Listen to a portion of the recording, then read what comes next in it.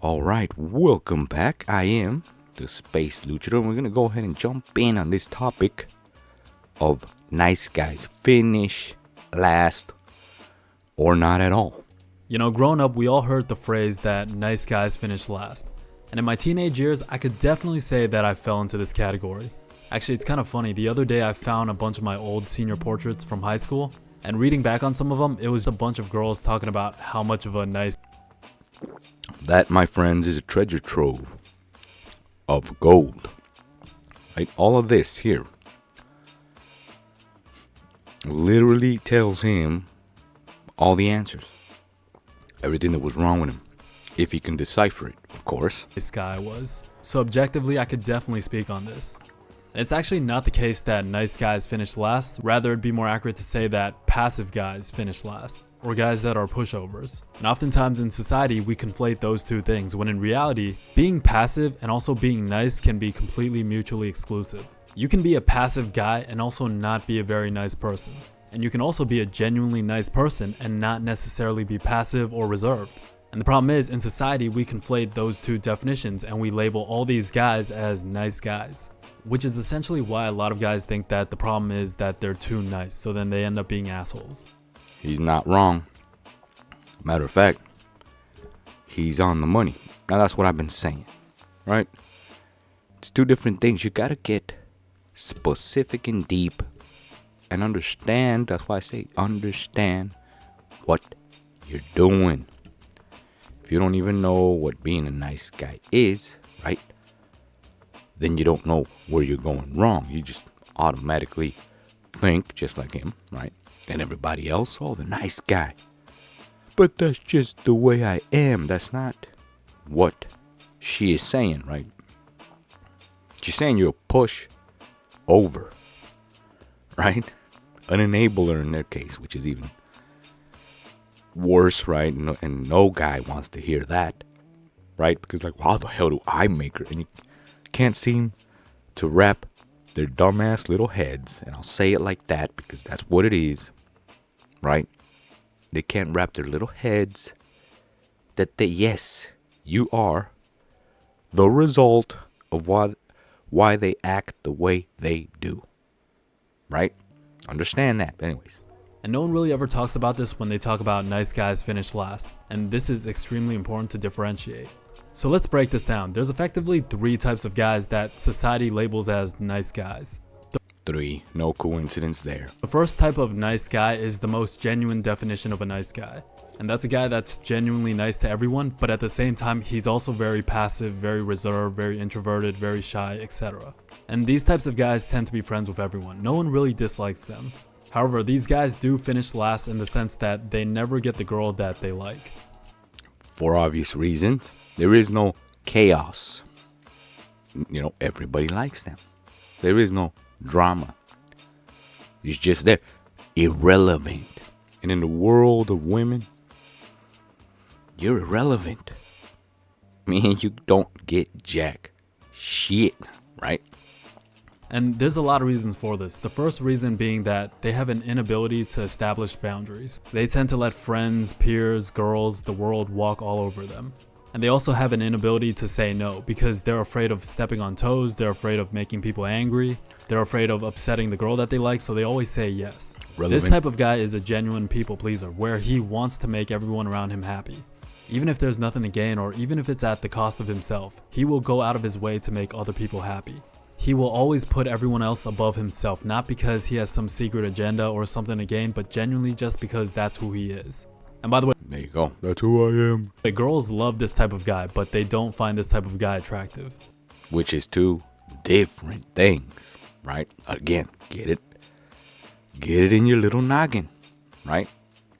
The girl will love this type of guy, right? Well, they like this type of guy, but for sexual activities, you ain't that guy, right? So understand. That's what I mean. Know what you are doing, because she can like you all day, every day, all night long. But if you're not that guy for sexual activities, that's how you get this dumbass phenomenon in the manosphere, right? Where you got everybody talking about Chad. See, you could treat a girl all like this and all this shit, and then she rolls over in the bed with Chad at the end of the night. Well, why is that? There you go. He just basically explained it. I just basically translated it, and there you go, right? There it is, your answer. But he makes an amazing guy best friend to girls because he will listen to your problems. He will never make you angry. He will go out of his way for you. He's going to do whatever it takes to make you happy. This type of nice guy makes an amazing friend to girls. But the girl just won't find this type of guy attractive because a lot of these qualities communicates feminine traits. I am the shittiest friend to girls. Matter of fact, I got no friends. Girls wise. I just don't. Because it don't work. Right? Conflicts. That's the point. I either listen to your shit or we're doing other activities. You understand? Anyways, there you go. That's just the way it truly is. It communicates that you don't really respect yourself and you don't really stand up for yourself. And when it comes to a significant other, girls look for security above all else. And security is something that this type of nice guy doesn't seem like he can provide. If you have trouble prioritizing yourself, not ever able to say no to someone, always catering to other people's will, not standing up for yourself, not expressing your thoughts, not communicating your thoughts, never being able to prioritize yourself, all these things that make you a good friend to a girl, it doesn't make you a worthy partner because it conveys that you lack an identity. How can you stand for anything if you don't even stand up for yourself? And it sucks because this type of nice guy is actually a really good person and the most genuine out of the three types of nice guys. They're the Yeah, and he's a good person. But he's up to sexual activities. That's the whole damn point. That's why I always say, understand what you're doing. If you don't even know what the hell you're doing, and here's a clear point. Just like this guy. Well, it sucks because he's a nice guy. But in all reality, right, nature don't give a rat's ass if you're a nice guy. Right? Are you deserving because you're a nice guy? You may be. But in the name of the game, right? In the game, no. You have the points. Are you winning? No. That's it, right? I don't care. And that's part of the beauty of it. The system, the game, the women can care less about your dumbass feelings. Period. Period. That's it. ones with the heart of gold and care the most for other people, but it doesn't translate to success in a lot of areas of life. And in order to break out of this, the first thing you gotta do is establish boundaries and then prioritize them over your feelings. Like for example, there's a way to do that too. You can't just bust out of nowhere and be, oh, now I'm a... It's fake. The post radar picks it up. And it's usually always passive aggressive type shit, right? Sometimes you're gonna be put in situations where you're gonna have to compromise yourself or who you are for someone else because of how you feel for that person or feel for that girl. But it's important to understand that in those moments, you gotta know how to be selfish. You gotta know how to prioritize yourself no matter how much you wanna break that boundary. You gotta learn how to say no a lot more. You gotta know how to turn people down. Like genuinely, being a people pleaser is gonna limit you in a lot of ways in life. There's the word genuinely. You're gonna say yes to a lot of things that are inconvenient to your life or not conducive to your mission or your goal or your purpose. You have to realize that you can't make everyone happy. And the sooner you realize this, your mission and your goal also must be a certain thing, the better off you're gonna be. Like always remember that you're living your own life and they're living their life. Like 5, 10, 15, 20, 25 years from now, your life is gonna be predicated on what you've done, the decisions that you've made right now. Your legacy. You have to stop letting people and the world and your friends to mold you and start molding yourself, your life. Yeah, so don't be a sheep. And also, you gotta know when to walk away. And not just to girls, but to jobs, to... Not when, can. Can you walk away at any given notice? Period. Right? That's part of the chaos. Part of the, mystery and unpredictability, which is perhaps one of the best damn tools, right, in a man's toolbox. Friends, to anyone or anything that's not conducive to your life or your mission, no matter how hard it is. But the last thing for this type of nice guy is try to develop an edge. And this doesn't mean you have to start being an asshole or start being mean to everyone around you, but try to have your own back a little bit. Try to use that fire inside of you. Like a lot of times in life and society and your teachers and, adults, the world tries to dim out that masculine essence, that fire inside of you. And often this results in us being a lot more subdued. Now that's one of the smartest thing this guy perhaps has ever said, right? He said it right there. He's on the damn button. The world, universe, society, people, they're all trying to get the same damn thing out of you. Why? Well, why me, Space Luch? Why? What do you mean, why you? Because you're supposed to be the man. I've been saying in all my damn videos. All of them. Since day one. You're supposed to be. Get it? Repeat it. You're supposed to be. You're supposed to be. And there ain't no damn choice. It's the only pathway to success for you. Sadly, if you're a guy. That's it. You want to be anything other than the man, then go ahead. The beauty of it, once again, is that all we really need is one. Dude, when we get older. But sometimes you gotta bring it out. Sometimes you gotta stand up for yourself. Just try to know what you want, know who you are, stand firm on what you believe in, make yourself the priority in your life, have self-belief, have self-confidence, and have self-respect. Because honestly, these are the things that make you attractive to a girl. These are the things that communicates the value that you can protect her and you can provide for her. And honestly, even putting girls aside, these are the qualities that you need in life to succeed and to get what you want. There you go. Otherwise, you're gonna live a discontent life, living in quiet desperation. Never getting what you want, never standing up for yourself. And I really want to speak to this type of nice guy because not only was I that guy, but life is going to hit you eventually and it's going to hit you hard. And you're going to wake up and realize one day that this type of approach to life. I always said that. Whether you listen to me now or you don't ever, at some damn point, you will reach the crossroad. Period. And you will have a choice. Let's just hope it's not too damn late. Because there's 50-year-old guys, right? 60-year-old guys, they're still in the same damn boat.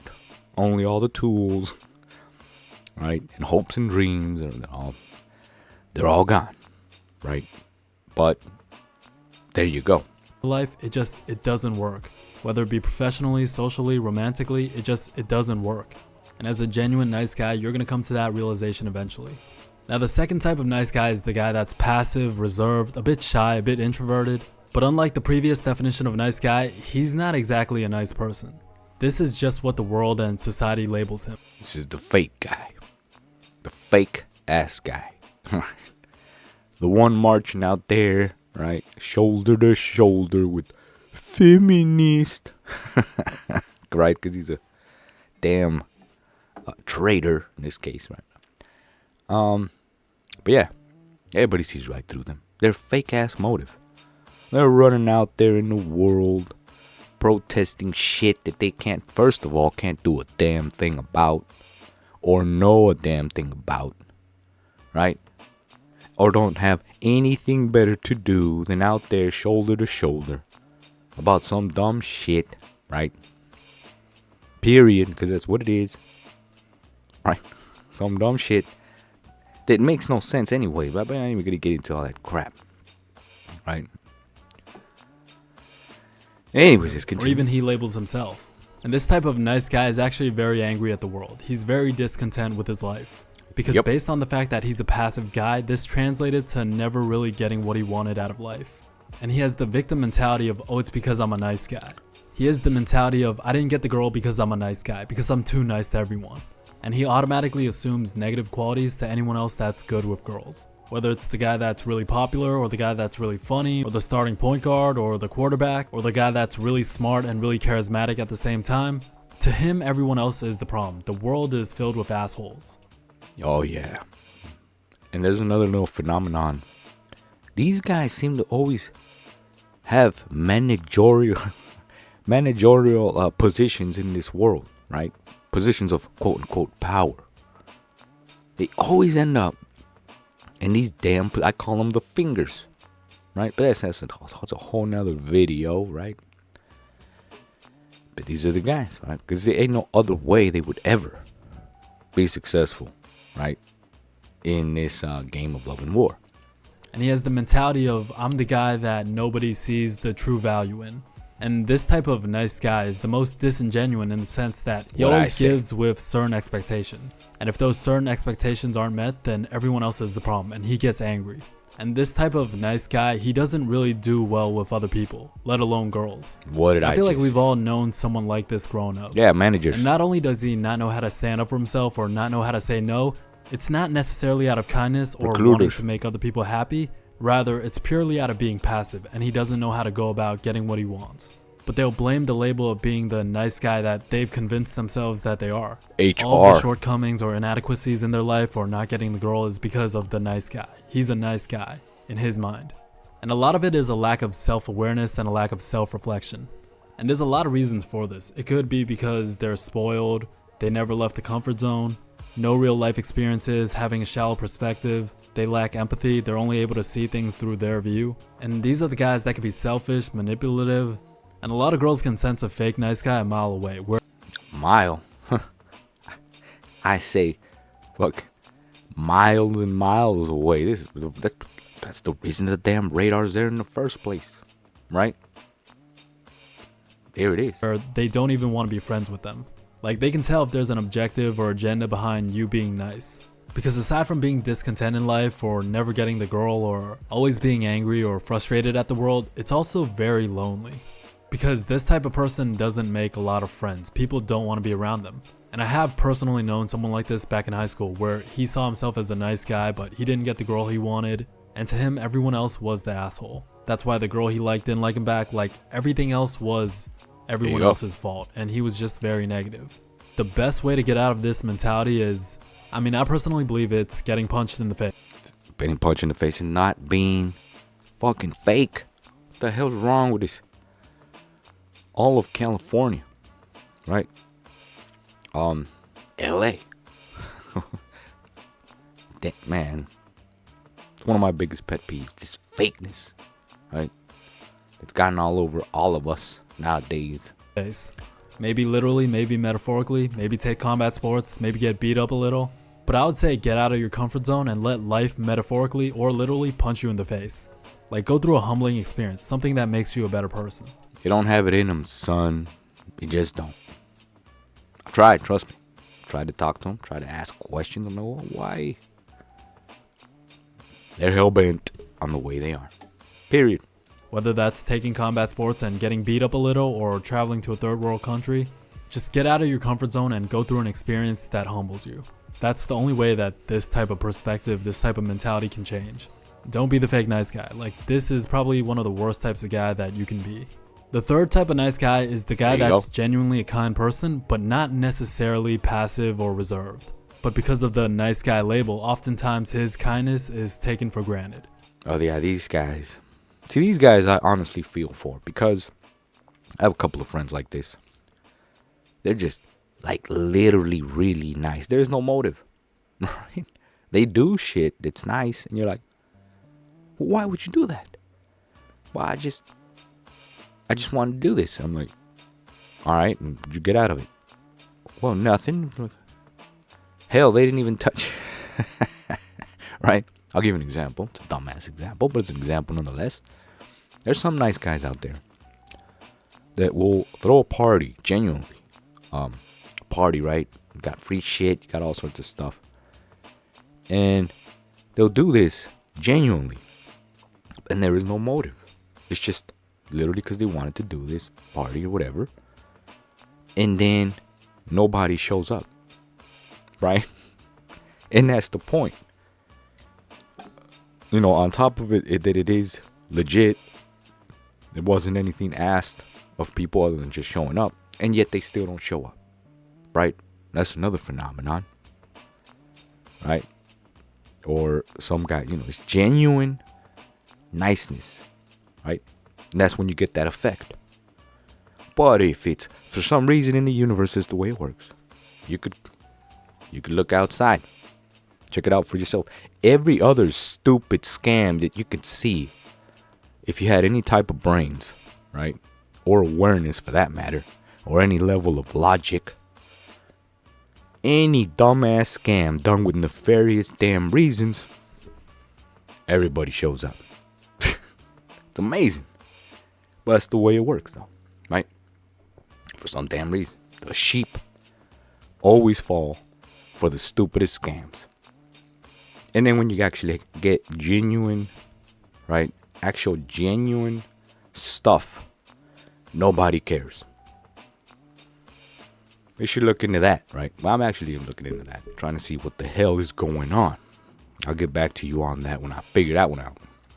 Him being nice is seen as a weakness, but because he's genuinely a nice guy, he sometimes allows people to walk over him. So they have a hard time balancing between being nice and also standing up for themselves. Now this type of nice guy has the potential of being an asshole, because he gets tired of his kindness getting taken for granted and also conflated with passivity. Like he's able to set boundaries, but he's unsure of where to draw them. So he has a bit of an identity crisis and goes back and forth between being a nice guy and being an asshole. And sometimes he'll go out of his way to try to break the... Yeah, it's bipolar. His timing's always off. These guys that I speak of, right? They try to go asshole at the worst possible moment. And they go right back to nice guy. Right? Also at the worst possible fucking moment. But there you go. Nice guy label. And I think this applies to a lot of guys where they're genuinely nice, but they're also afraid of getting taken advantage of or having their kindness being seen as a weakness or having the nice guy label. And because of this, sometimes they'll act out of character and be someone that they're not. But for him, it's really an issue of just knowing when and where to draw that boundary. What did I say about timing? And also knowing when to stand firm on something. Ultimately, there's nothing wrong with being nice. There's actually a lot of positives. Like, if you can be kind and respectful, but also show dominant traits, and also have that perfect balance of having a type A personality, and also being able to be the funny gentleman archetype, like a lot of girls love that. Nice guys don't finish last. Passive guys finish last. Guys that are pushovers. It's just that we've conflicted. Well, there you go. I use this guy to explain to you what I'm about to explain to you right now, right? With this perfect example, and we'll end with this. Here's what I want you to really see if you've gotten this damn far, right, into this video. I'm gonna give you an example so that you can see what my actual topic is. It's not the nice guy, right? It's the system, right? Now, here's the scenario. You're out on a date, right? You're with a girl, obviously. Otherwise, you'd be screwed, right? There she is in a fancy restaurant, right? The waiter comes over. Boom. You think you're the shit. You think you're high and mighty, right? You're doing all the gentleman shit, right? Pulling the damn chair. Sit down. What are you going to order, love? Or whatever the hell. Right? The waiter comes over. Kind of stumbles. And drops the ball, right? Glass of water. Boom. All over your damn shit. It's how you react, right? Boom. You're like, what the hell? You a dumbass. This and that. Now get this shit away from me. Dry it up. Fuck out of here. Whatever, right? Girl turns around, right, and sees you're the asshole, right? Maybe not to her, because you've been kind, nice, everything to her, but you were an asshole to the waiter. That single event, the fact that you were ashless, right, a little bit of a mean dude to the waiter, is what she really saw to judge you as the asshole in this scenario. Now, understand the premise. Here's the premise. The premise is what, like this guy said, right? Maybe you truly are the nice guy. And yes, the waiter effed up. Threw water on the table, right? Kind of got you wet, right? Not in a sick way, but got you wet. You reacted naturally, like anybody would. What the fuck, right? But the girl that was there and you treated like a damn princess all night long, just happened to see it, and now you are deemed the asshole. Right? Unbeknownst to you, she's fixing to give you the asshole treatment at the end of the night. Right? And this is the point. Right? She will never explain to you what just really happened. because she don't know herself. But I can tell you right now, that is the system, which is what I want you to understand. There's two, right? Two systems here. And I bet you've heard this before. You can see countless videos of women going, well, this is how I judge the guy if he treats, right? They always say this shit. If he treats the service, because they can be assholes themselves, but again, that's a whole nother trick. If they treat the service like that, well, how is he gonna treat me? Even though it makes no damn sense, because you've been treating her like a damn queen the whole night, right?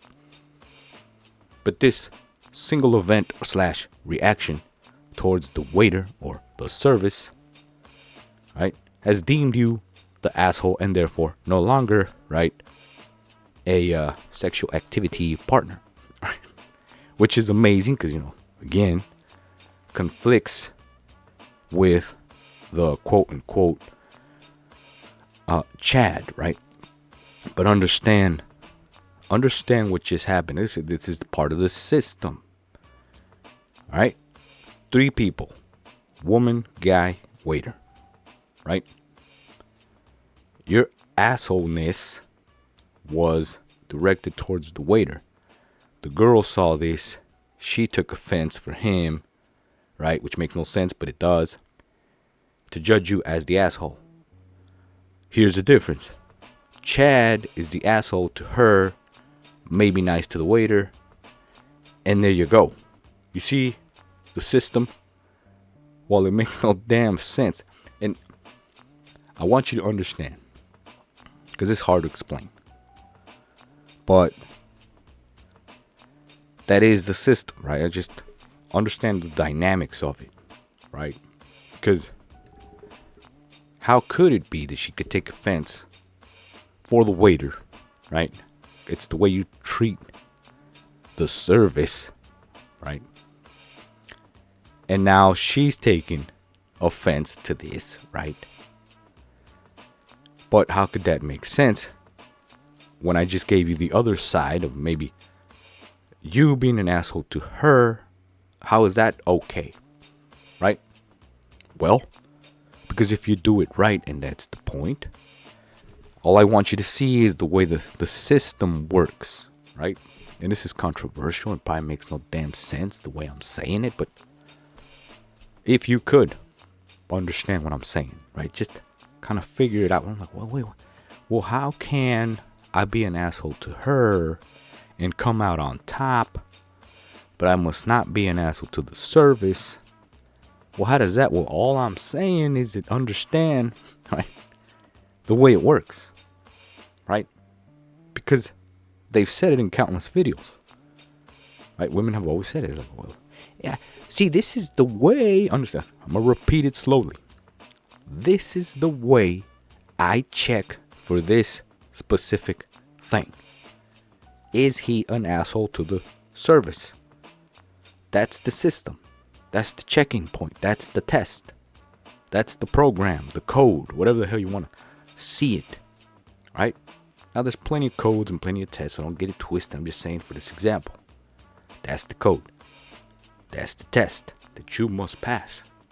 That's how it's possible you could be an asshole to her, just not the service. That's where everything starts making sense, right? In the mind. You're like, well, it makes no sense logically.